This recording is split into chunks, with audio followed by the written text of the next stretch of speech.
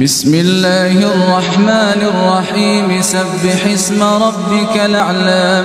الذي خلق فسوى والذي قدر فهدى والذي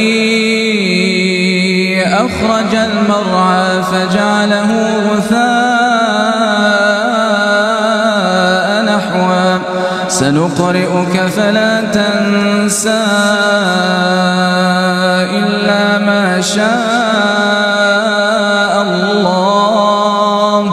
إنه يعلم الجهر وما يخفى ونيسرك لليسرى فذكر إن نفعت الذكرى سيذكر من يخشى ويتجنبها الأشقى الذي يصلى النار الكبرى